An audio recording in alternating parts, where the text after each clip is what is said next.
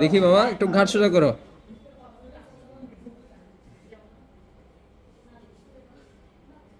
দেখো এই পেশেন্টটা হচ্ছে abnormal rotation of the head and neck to the left side, এবং মাসেলটা খুব স্টিফ হয়ে আছে। ঠিক আছে, এবার হাত পাগুলো একটু রিজিড, পাগুলো অনেক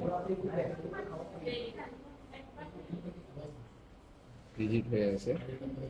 তো এই পেশেন্টের ড্রাগ হিস্ট্রির মধ্যে সে সামান্য পায়ে ফসকা পড়ার কারণে সে হ্যালোপিড ট্যাবলেটটা খেয়ে আসছে।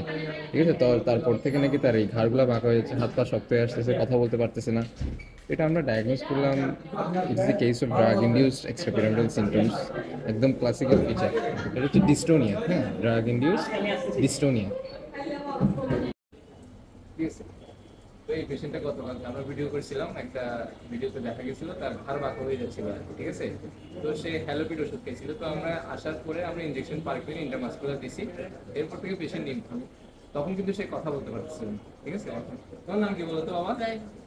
কি করো তুমি? কি ছিল জানো তোমার কালকে?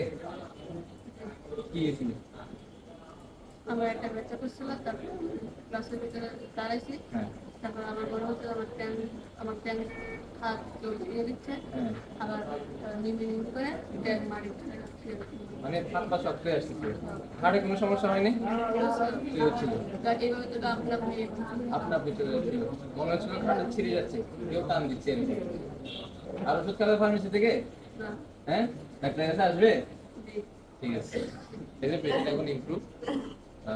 Thank you.